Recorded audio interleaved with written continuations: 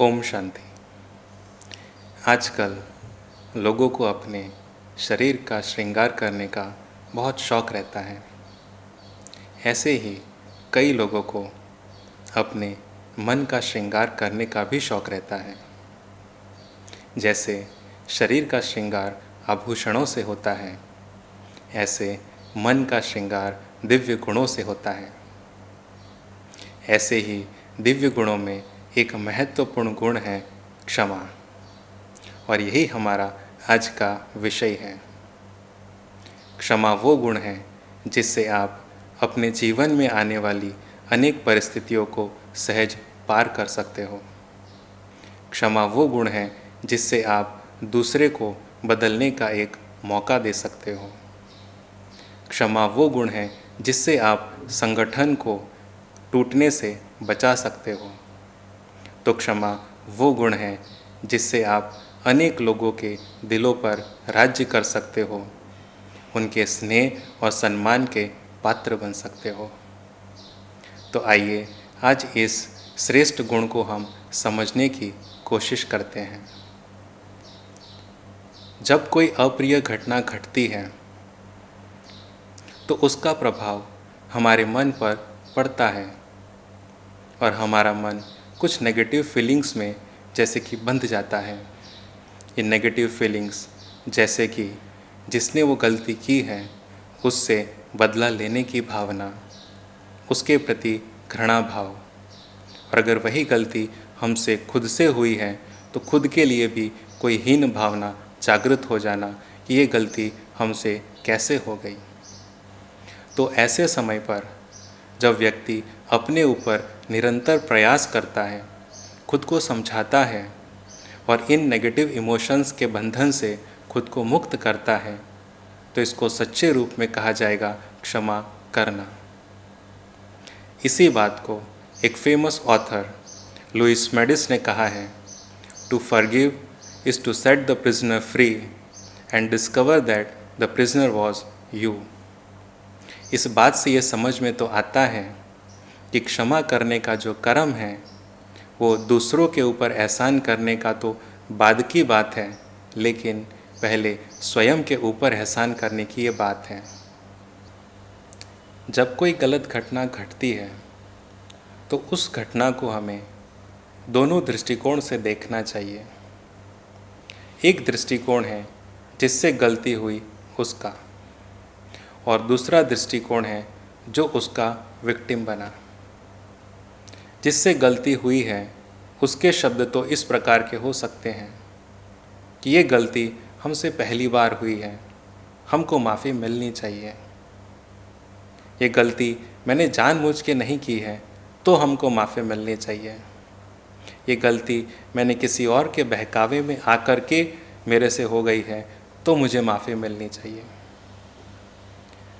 अगर हम विक्टिम के दृष्टिकोण से देखें तो उसके शब्द इस प्रकार के हो सकते हैं कि भले ये गलती पहली बार हुई है, लेकिन इस गलती की सज़ा इनको ज़रूर मिलनी चाहिए ताकि ये गलती दूसरी बार रिपीट न हो और समाज को भी इसका मैसेज पहुँचे। ये गलती भले इन्होंने जानबूझ के नहीं की है, लेकिन नुकसान तो हुआ ही है, तो इसका कंपनसेशन कहो या भरपाई ये इनको ही भरनी चाहिए। तो जब हम किसी भी परिस्थिति को दोनों दृष्टिकोण से देखते हैं तो हम एक्चुअल में उसका जो कॉज है, उसका जो रीज़न है, उसको हम समझ सकते हैं, और फिर उसमें कहीं ना कहीं उस परिस्थिति में, उस गलती में हमारी भी तो कोई ना कोई चूक या कमी रह गई होगी जिसके कारण वो घटना हमारे साथ घट गई।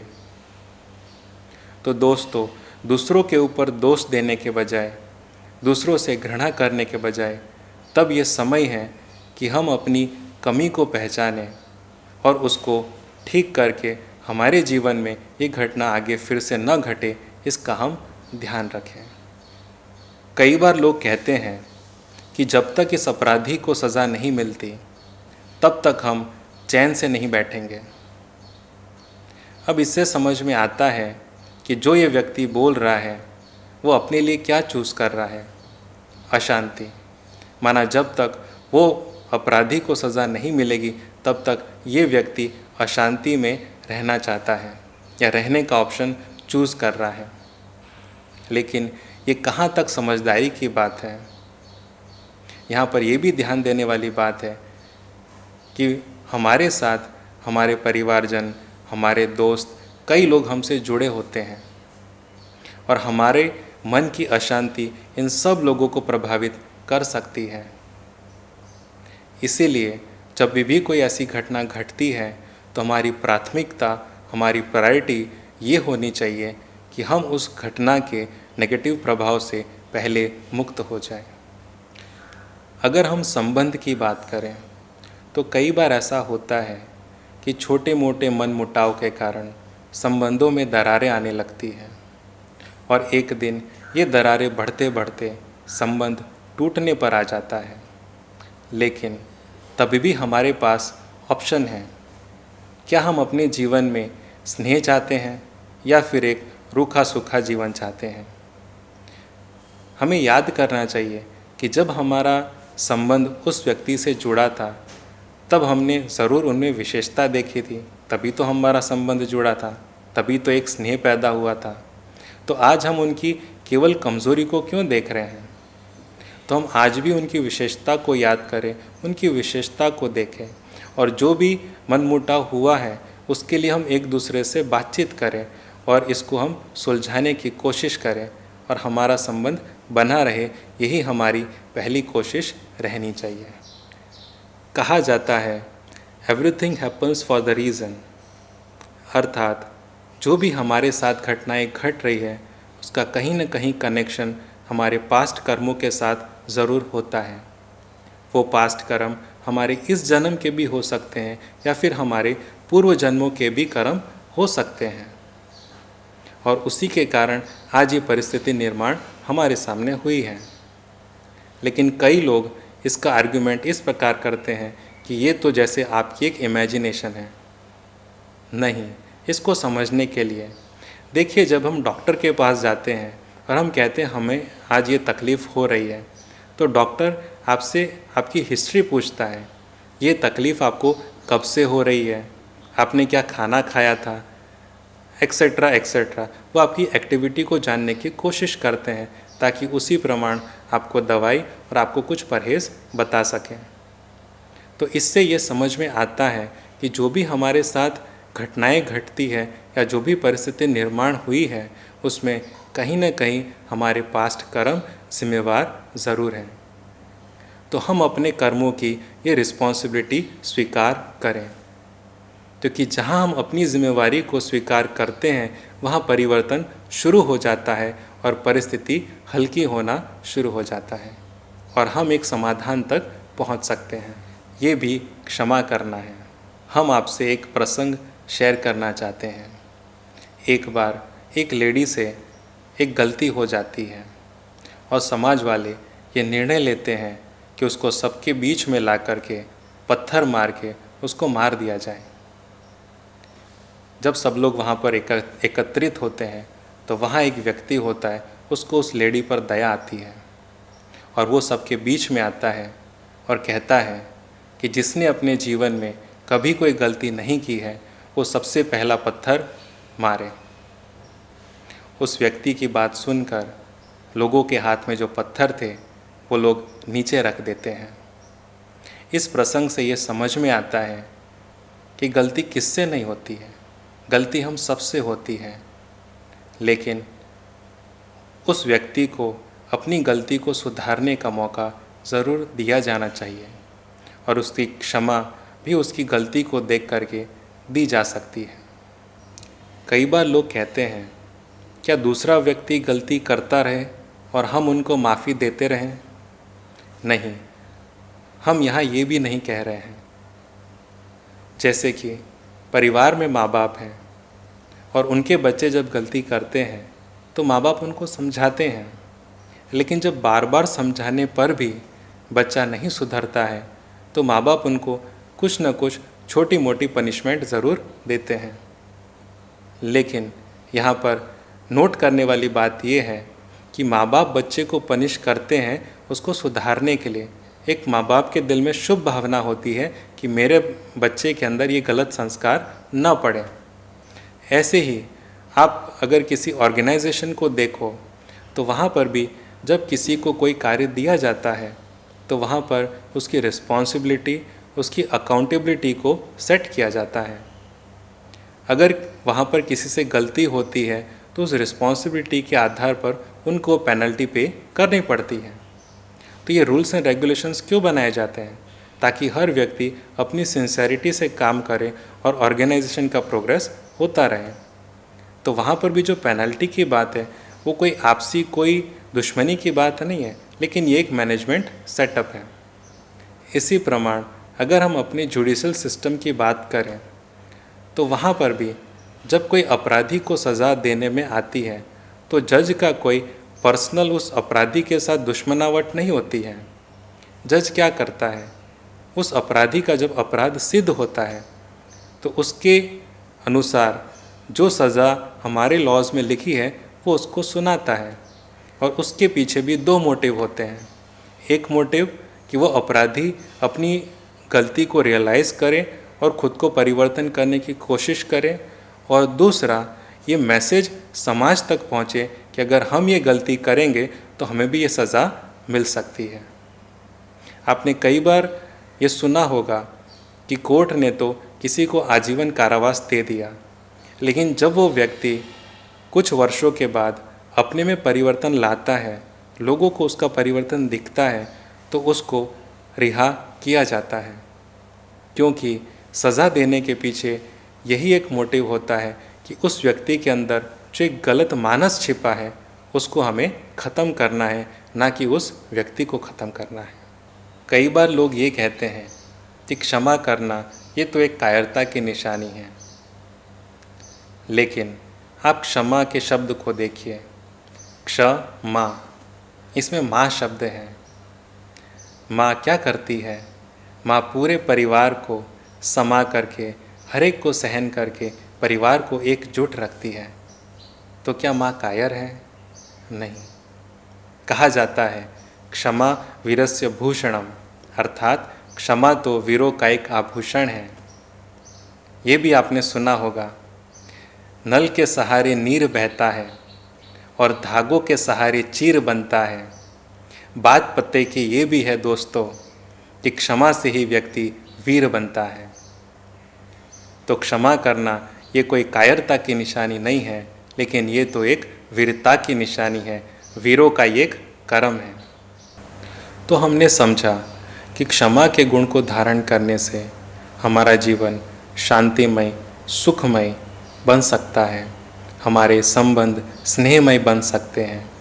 तो हम ज़रूर इस गुण को अपने जीवन में धारण करने का अवश्य प्रयास करें। तो आज इस क्षमा के गुण के साथ हम इस वर्च्यू मेडिटेशन सीरीज़ का समापन करते हैं। इस वर्च्यू मेडिटेशन सीरीज़ के दौरान अगर कंटेंट वाइज या क्वालिटी वाइज हमारे इन प्रोग्राम में कोई कमी रह गई हो तो आप हमें क्षमा करें।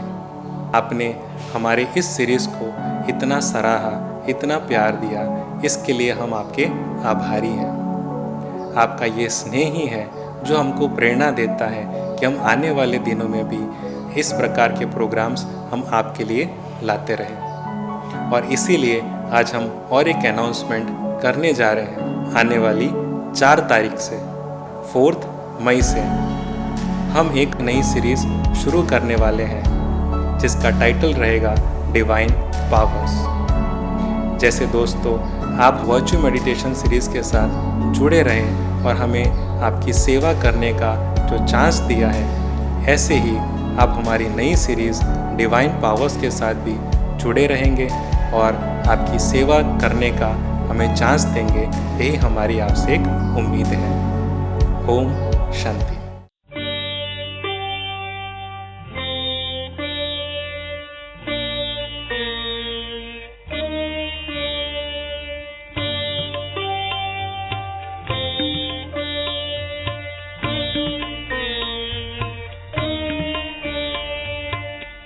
एक ही अरमान है जिंदगी हो खुशनुमा, इस जगत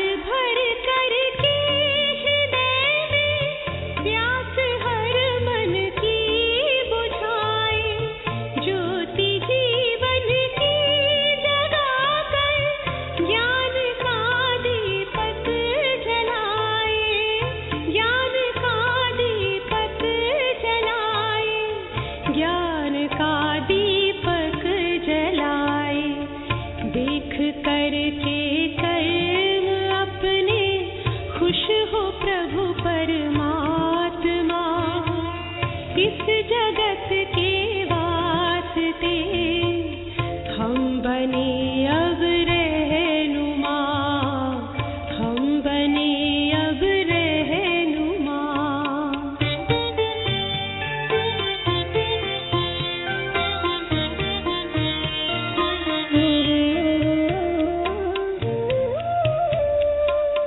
सांसों के सरगम से गूंजे गीत बस भगवान का, धड़कनों से शब्द निकले खुशियों के वरदान का, खुशियों के वरदान का, खुशियों के वरदान का। नेक चिंतन से बदल दे ये ज़मीं और आसमां, इस जगत के वास्ते हम बने अब रहनुमा, हम बने अब रहनुमा।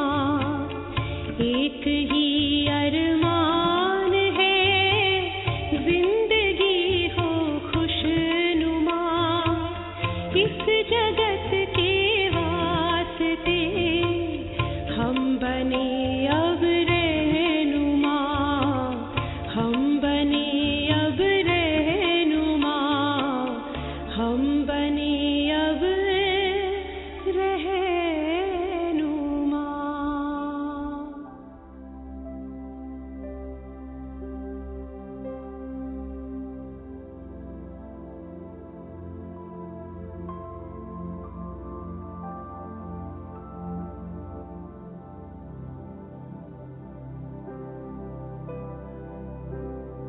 अपने वर्तमान को सुंदर बनाते हुए मैं एक सुंदर भविष्य का निर्माण करना चाहता हूं। मैं अपने मन की आवाजों को ध्यान से सुनता हूं। कुछ बीती हुई बातें आज भी मेरे मन में बसी हुई हैं। आज मैं बीती बातों के बोझ से स्वयं को मुक्त करना चाहता हूं। हां, अपनी गलतियों के लिए मैं अपने आप को माफ कर देता हूं। अतीत के शिकवे शिकायतों को भुलाते हुए स्वयं को पुरानी सोच से मुक्त करता हूं। आहिस्ते आहिस्ते पुरानी बातों को अतीत का हिस्सा बनने देता हूं। अतीत की परछाई से मुक्त होकर अपने वर्तमान को नए उमंग से भर देता हूं। जीवन के विभिन्न अनुभवों से मैं शिक्षा प्राप्त करता हूं। आत्मसम्मान और विनम्रता के गुणों का व्यवहार में विकास करता हूं। वर्तमान की परिस्थितियों से परे एक स्वस्थ भविष्य देखता हूं। अपनी आंतरिक क्षमताओं को पहचानते हुए आगे बढ़ता हूं। जब अपनी पिछली गलतियों को ही भुलाना चाहता हूं, तो अब पुनः कोई भी गलती नहीं करूंगा। औरों की गलतियों का बोझ ढोने की गलती भी मैं कदापि नहीं करूंगा। अतः औरों की भूलों को भी मैं आज भुला देता हूं। मैं किसी की भी बात को दिल में न रखते हुए उन्हें भी बदलने का मौका देता हूं। एक बार की हुई गलती कोई भी दोबारा न करे, ऐसी सर्व के प्रति शुभकामना करता हूं।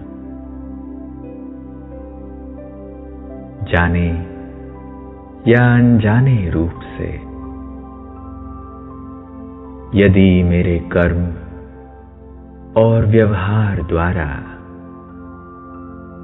किसी को भी किसी भी प्रकार से कोई भी दुख महसूस हुआ हो, तो आज मैं उन सभी से सच्चे दिल से माफी मांग लेता हूं। परमात्मा की हर रचना से मुझे प्यार है। मुझे अपनी भूल स्वीकार है। क्षमा करने से और क्षमा मांग लेने से मेरे संबंधों में स्नेह और आत्मीयता का उदय हुआ है। इन्हीं विशुद्ध भावनाओं से मैं अब अपने जीवन में नई क्षितिज, नई उड़ान का अनुभव करता हूं।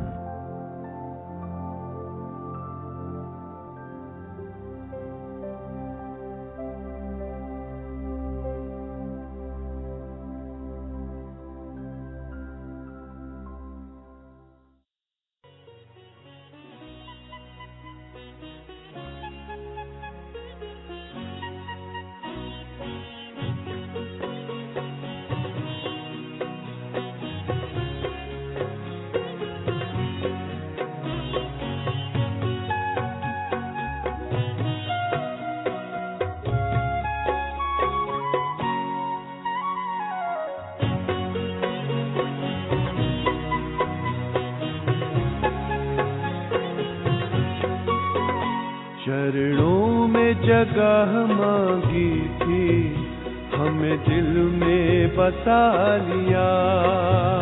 चरणों में जगह मांगी थी, हमें दिल में बसा लिया।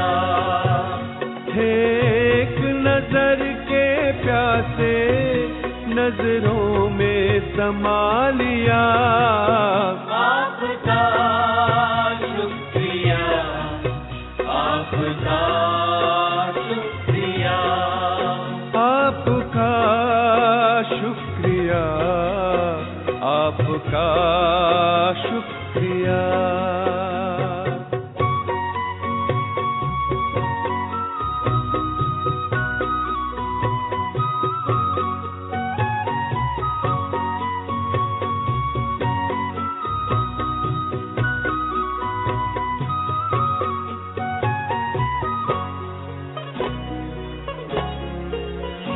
वरदान भरी दृष्टि से हमें बनाया त्रिकालदर्शी।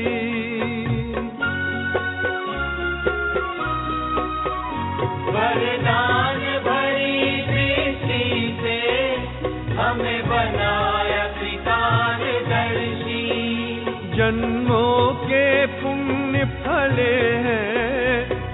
दया है इतनी बरसी, पलकों से उठा कर मोती आंखों का बना लिया। पलकों से उठा कर मोती आंखों का बना लिया। थे एक नजर के प्यासे नजरों में समा लिया। आपका शुक्रिया, आपका शुक्रिया, आपका शुक्रिया, आपका शुक्रिया।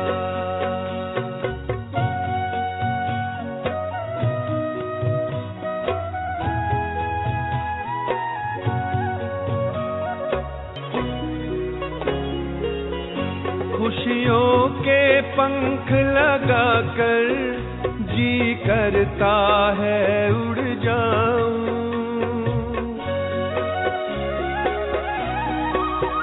खुशियों के पंख लगाकर जी करता है उड़ जाऊं। प्रभु प्रेम के बादल बनकर हर मन की प्यास बुझाऊं। सत्कर्मों के सरगम में गुण गाना सिखा दिया। सत्कर्मों के सरगम में गुण गाना सिखा दिया। थे एक नजर के प्यासे नजरों में समा लिया। आपका शुक्रिया, आपका शुक्रिया, आपका शुक्रिया, आपका शुक्रिया। चरणों में जगह मांगी थी, हमें दिल में बसा लिया। चरणों में जगह मांगी थी, हमें दिल में बसा लिया। थे एक नजर के प्यासे नजरों में समा लिया। आपका शुक्रिया, आपका शुक्रिया, आपका